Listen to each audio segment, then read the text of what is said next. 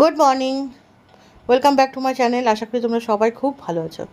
আমিও খুব ভালো আছি। সকাল সকাল ঘুম থেকে উঠে পড়েছি, অনেক সকালেই ঘুম থেকে উঠেছি। তখন মোটামুটি 5:30 বাজে। ঠাকুর ঠাকুর প্রণাম করে স্তুতি বিস্তুতি করে একেবারে খাট থেকে উঠে যাই। ওই যে মেয়ে শুয়ে আছে পাশে, ও তো এখন উঠবে না, ও যখন স্কুল তখন উঠবে। যাই হোক, সকাল থেকে দিনটা বেশ ভালোই যাচ্ছিলো। সকালে উঠে প্রথমে এদিকে জানলাগুলো খুলে দিলাম, কারণ হচ্ছে জানলাগুলো সারা রাতি বন্ধ থাকে, তো ঘরটা গুমোট হয়ে থাকে। জানলাগুলো খুলে দিলে হাওয়া বাতাস সুন্দর করে খেলে। আসলে এদিকটা দিয়ে আর কিচ্ছু দেখা যায় না, জানো তো। এইদিকে একটা শখের বারান্দা ছিল আমার, বারান্দাটা পুরো গেছে, তো এখন আর কিছু দেখা যায় না, বেরোতেও পারি না। এই চার দেয়ালের মধ্যে বন্দি হয়ে যেন বসে আছি, এরকম মনে হয়। ভাল লাগে না কিছু। অনেক দিন ধরে ভাবছি এই টেবিলটাকেও পরিষ্কার করবো, টেবিলটাকে সুন্দর করে পরিষ্কার করে নিলাম। হ্যাঁ, তবে হ্যাঁ, যেটা বলছিলাম, ওই ব্যালকনিটা থাকলে বেশ একটু গিয়ে দাঁড়াতে পারি, একটুখানি গিয়ে লোকজন দেখতে পারি, ওদিককার লোকজন। কিন্তু এখন আর কিছুই দেখতে পারি না, শুধু এই ঘরের মধ্যেই যা করবো আমাকে ঘরের মধ্যেই করতে হবে।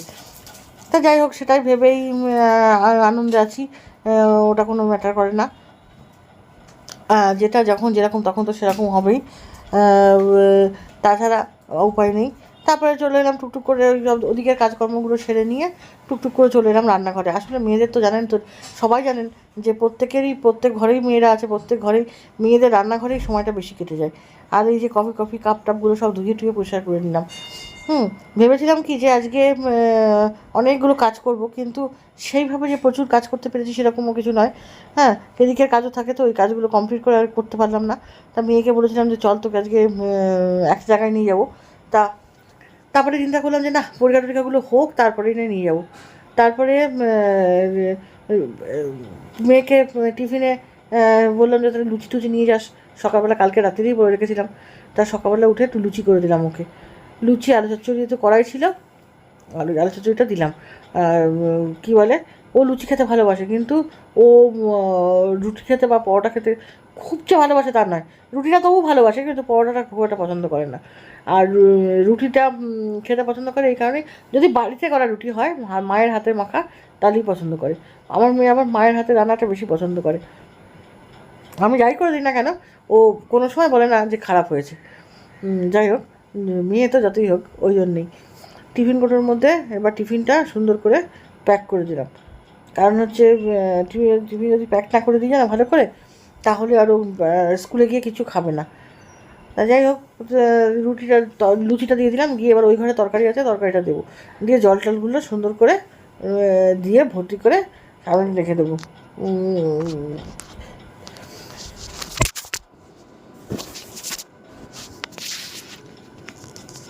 এইটা টিফিন কোটোটা এমন একটা টিফিন কোটো, ভালো করে প্যাকই হতে চায় না। তারপরে স্নান টান করে নিলাম, স্নানটা সেরে ঠাকুর পুজোটা দিয়ে নিলাম। আমার এখানে সরস্বতী ঠাকুরটা আছে তো, ওই জন্য একটুখানি ধূপ ধুলো আর একটুখানি জল বাতাসা দিই প্রতিদিনই। কারণ হচ্ছে যতই হোক ঠাকুরটা রয়েছে, শুধু শুধু খালি মুখে রেখে দেবো, বিসর্জন তখন দিইনি। আর ঠাকুরটা খুব পছন্দের আমার, এবার সরস্বতী পুজোতে করেছিলাম। তা যাই হোক, কী বলতে যাচ্ছিলাম, ও মেয়ের আবার দুপুরবেলা পড়া আছে, আমাকে আবার দোকানে যেতে হবে এই সমস্ত কাজকর্ম করে। আজকে দোকানে প্রচুর কাজ আছে।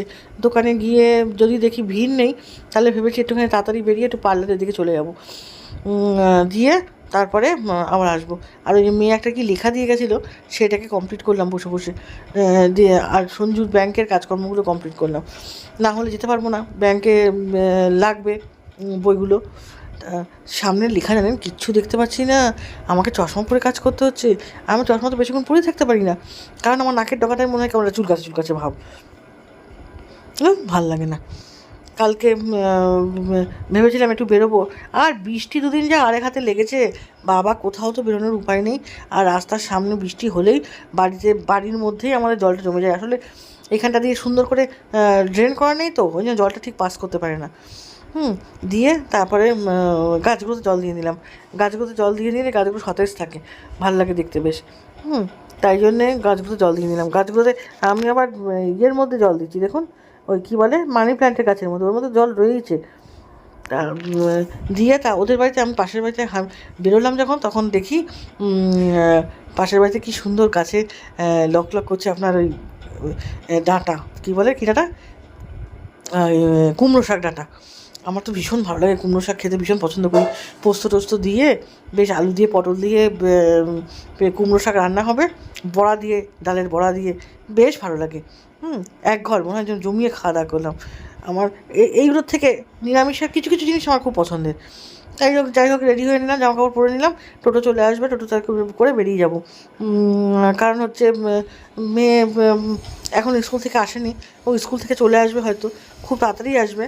তা ওকে বলেছিলাম যে তুই স্কুল থেকে আসার পরে আমাকে একটা ফোন করিস। তা স্কুল থেকে বেরিয়ে আমাকে একটা ফোন করেছে যে মা স্কুল ছুটি হয়ে গেছে, আমি বাড়ি চলে যাচ্ছি। আমি হ্যাঁ হ্যাঁ চলে আয়। আজকে আবার স্কুলে গেছে, কদিন যেতেই হবে। ওই স্কুলের টিচার্স ডে আছে, ওই টিচার্স ডেতে যেহেতু ইউল হাউস ক্যাপ্টেন, কিছু দায়িত্ব তো থেকেই যায়।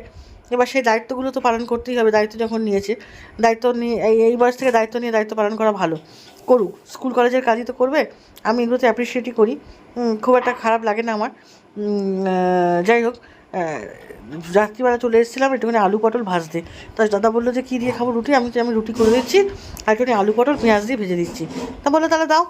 ও মা, সে আলু পটলের মধ্যে একটা লঙ্কা দিয়েছি, বিশ্বাস করবে না, ওরে ঝাল ওরে ঝাল। দাদা তো খেয়ে সে পাগলের মতন একবার বসছে, একবার উঠছে, একবার কলা খাচ্ছে, একবার জল খাচ্ছে, একবার চিনি খাচ্ছে, কোনো কিছুতেই কিছু হচ্ছে না। তা যাই হোক, লাস্টে করলাম কি, ওই টিফিন আর কেউ খেতে পারবে না বলে ওই ভাজিটা লাস্টে করলাম কি ফেলেই দিলাম। কারণ মেয়ে খেলে মেয়ে এরকম করবে, আর আমি তো প্রশ্নই নেই। দিয়ে আমি একটা মাছ ছিল, ওই মাছ দিয়ে রুটিটা খেলাম।